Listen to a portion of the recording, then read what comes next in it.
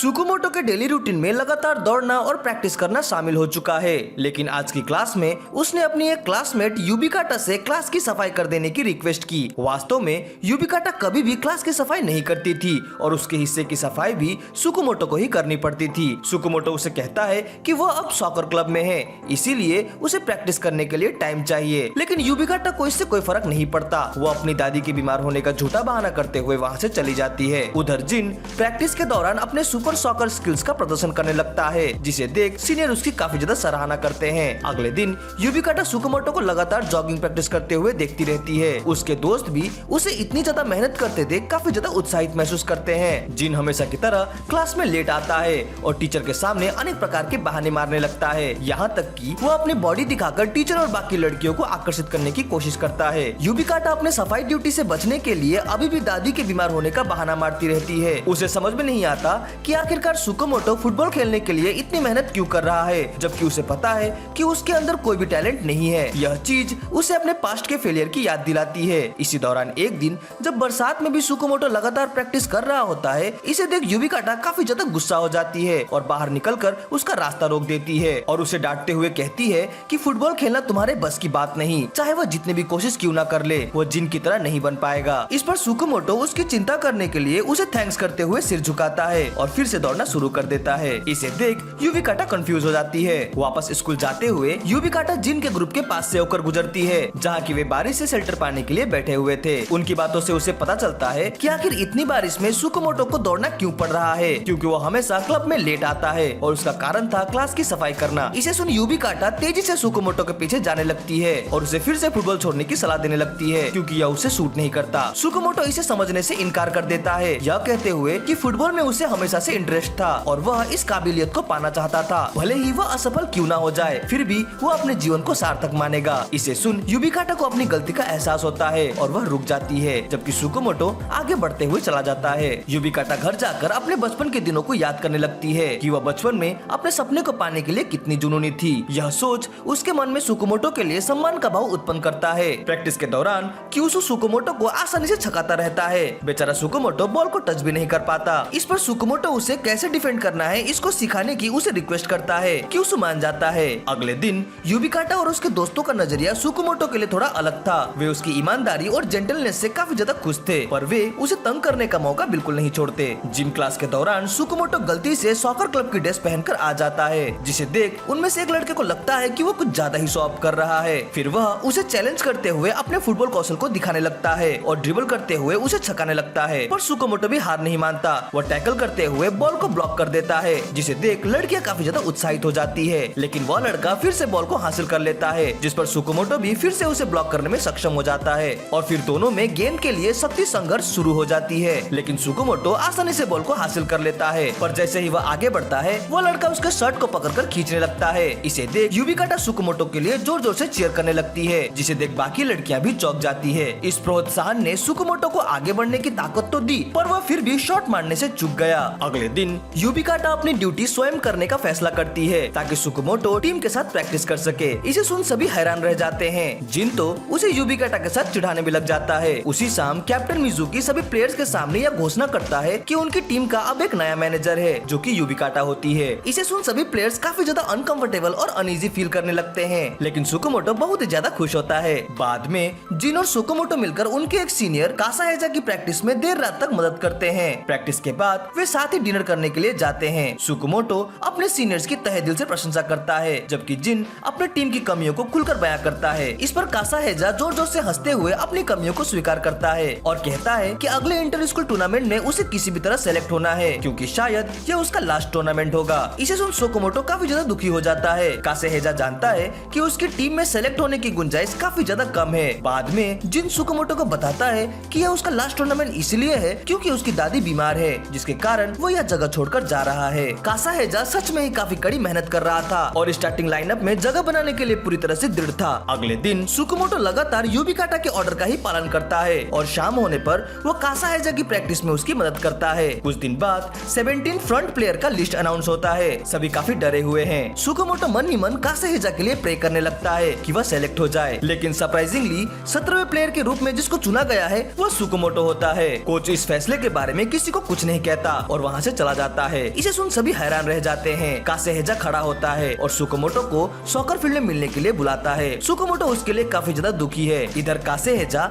Bathroom में छुपकर बहुत ज्यादा रोता है, जबकि उधर सुकामोटो दुखी होते हुए अपने 17 नंबर की जर्सी देखता रहता है। बाद में सॉकर फील्ड में उसे कासेहेजा मिलता है, जो कि सुकामोटो को फुटबॉल की ट्रेनिंग देने के लिए आया था। इसे देख सुकामोटो रो पड़ता है। ग्रुप स्टेज के पहले मैच में साइसा की टीम का सामना टेटियामा टीम के साथ होता है। सुकामोटो को रिजर्व प्लेयर के रूप में रखा जाता है। युबिकाटा उसे कई सारे बाहरी काम करवाती है, क्योंकि उसे नहीं लगता कि कोच उसे ग्राउंड में उतारेंगे। बेंच में बैठकर भी सुकामोटो अपने टीममेट्स का उत्साह बढ़ाने की कोई कसर नहीं छोड़ता। साइसा की कई सारे मौके पाती है, पर सभी मौके बेकार चले जाते हैं। गोलकीपर के अनुसार गेम की गति बहुत ही धीमी और सुस्त है, इसलिए अगर दूसरी टीम काउंटर अटैक पर उतर आई तो यह बहुत खतरनाक हो सकता है। कोच को भी काफी ज्यादा ऊब महसूस होने लगती है, क्योंकि खिलाड़ी ऐसे भाग रहे थे मानो वो मिट्टी के दलदल में खेल रहे हो। तभी वे सुकामोटो की ओर देखते हैं, जो कि काफी ज्यादा उत्साह से भरा हुआ था, इसीलिए वे उसे ग्राउंड में भेजने का फैसला करते हैं। इसे सुन सभी कोई हैरान रह जाते हैं। नंबर 11 के सब्स्टिट्यूट के रूप में सुकामोटो को उतारा जाता है, जो कि उसे हेडबट देते हुए इनकरेज करता है। उसके टीम में शामिल होते ही वह अपने भोलेपन और जोशीलेपन के कारण टीम में एक नई ऊर्जा भर देता है। दर्शकों को यह देख ऐसा लगता है कि शायद सुकामोटो उनका कोई सीक्रेट वेपन है, लेकिन दुर्भाग्यवश वो लगातार बॉल मिस करता रहता है और लोगों की हंसी का पात्र बनता रहता है। और वह फिर भी हार नहीं मानता, वह बस दौड़ता रहा और दौड़ता रहा। सुकामोटो जो कर सकता था उसका उसने भरपूर प्रयास किया, और तभी एक तेजी से बाहर जाते हुए बॉल को उसने कुछ इस स्फूर्ति के साथ रोका कि पूरी टीम में जबरदस्त ऊर्जा का संचार हो गया और टीम काफी ज्यादा फास्ट खेलने लग गई। इसके बाद तो वे ओपोनेंट पर एक के बाद एक अटैक करने लग गई। दर्शक और खिलाड़ी सभी ने पूरे जोर शोर से टीम का हौसला बढ़ाया। युबिकाटा को तो यकीन ही नहीं हो रहा था कि सुकामोटो कुछ ऐसा भी कर सकता है। मैच के बाद सुकामोटो और युबिकाटा साथ में सबवे से होते हुए घर की ओर जाने लगते हैं। सुकामोटो काफी ज्यादा उदास है, क्योंकि वह ऐसा कुछ खास नहीं खेल पाया। इतना ही नहीं, उसे एक येलो कार्ड भी मिला। उसकी वजह से ओपोनेंट को एक पेनल्टी भी मिली। वो तो भाग्य अच्छा था कि गोलकीपर ने गेंद को ब्लॉक कर दिया और जवाबी हमले में जिन को गोल करने का एक अच्छा मौका मिल गया और उसी गोल के साथ टीम जीत गई। युबिकाटा उसके इस उदासी भरे नजरिए पर उसे डांटने लगती है, जिससे कि वहाँ बैठे सबका ध्यान उन पर आकर्षित हो जाता है। फिर वह उसे कैमरा देते हुए वहाँ से गुस्सा होकर चली जाती है। सुकामोटो वीडियो देखता है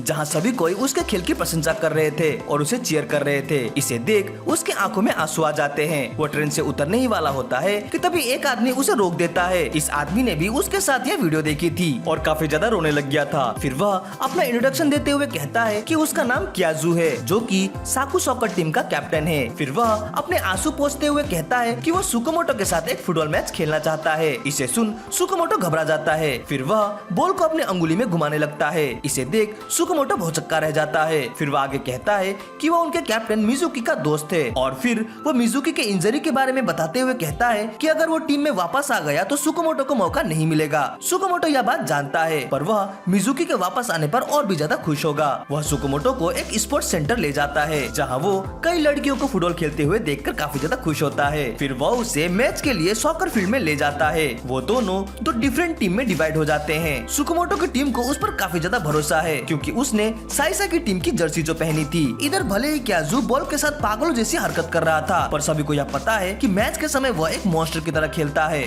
मैच शुरू होता है और बस कुछ बेसिक पास करके क्यूजू की टीम अपनी बढ़त बना लेती है। इसके बाद तो क्यूजू के हल्के से असिस्ट से ही सुकामोटो की टीम काफी ज्यादा गोल खा जाती है। फर्स्ट हाफ समाप्त होता है। सुकामोटो यह देख चौंक जाता है कि 10 मिनट के खेल में ही क्याजू की टीम ने इतनी बड़ी बढ़त बना ली। सभी प्लेयर्स आपस में क्याजू के अमेजिंग स्किल्स के बारे में बातें करने लगते हैं। उसने तो बॉल को शूट भी नहीं किया, बल्कि केवल दूसरों को पास किया। इसे सुन सुकामोटो रियलाइज करता है कि क्याजू खुद को होल्ड बैक कर रहा है। सेकंड हाफ शुरू होने से पहले सुकामोटो क्याजू को कहता है कि वह इस तरह से अपने स्किल्स को ना छुपाए। इसे सुन क्याजू कंफ्यूज हो जाता है और उसे कहता है कि वो केवल इसलिए पास कर रहा है क्योंकि फिलहाल इसकी ही जरूरत है। चाहे प्रैक्टिस मैच हो या ऑफिशियल मैच, वो हर मैच में गंभीर रहता है। जब जिस चीज की जरूरत होती है वो उसी चीज का इस्तेमाल करता है, क्योंकि उसे मैच जीतना है और यही एकमात्र उसका लक्ष्य है। वो यह भी देखना चाहता है कि सुकामोटो फुटबॉल कैसे खेलता है। दूसरा हाफ शुरू होता है और इस बार क्याजू एक पावरफुल शॉट मारकर ओपोनेंट के नेट को झकझोर कर रख देता है। बस यही नहीं, वो बॉल ब्लॉकिंग में भी काफी ज्यादा अच्छा है। इसी की वजह से सुकामोटो की टीम एक भी स्कोर नहीं कर पाती। स्कोर अभी तक 20 मिनट में 0 थी। इसे देख सुकामोटो निश्चय करता है कि वो किसी तरह एक सम्मानजनक गोल तो करके ही रहेगा। साथ ही वो अपने खेल की शैली को भी क्याजू को दिखाएगा। वो भागता है और भागता ही रहता है, जिससे कि ऑपोजिट टीम का ध्यान उसकी ओर आकर्षित हो जाता है, जिसका फायदा उठाकर सुकामोटो की टीम एक दूसरे को बॉल पास करके के आसानी से एक गोल तो मार ही देती है। इस गोल को पूरे ग्रुप ने बड़ी ही खुशी के साथ सेलिब्रेट किया। सुकामोटो भी अपने टीममेट से काफी ज्यादा खुश है। मैच तब तक जारी रहता है जब तक कि सुकामोटो थककर बेहोश नहीं हो गया। आखिर में क्याजू को उसे ले जाने के लिए मिजुकी को बुलाना पड़ता है। इससे पहले कि मिजुकी सुकामोटो को उठाकर घर ले जाता, क्याजू उसे कहता है कि उसे उनके बीच होने वाले मैच का बेसब्री से इंतजार है। वीडियो अच्छी लगी हो तो इसे लाइक और कमेंट जरूर करें। हमसे जुड़ने के लिए चैनल को सब्सक्राइब करें। तो मिलते हैं अपनी अगली वीडियो में। Sign out.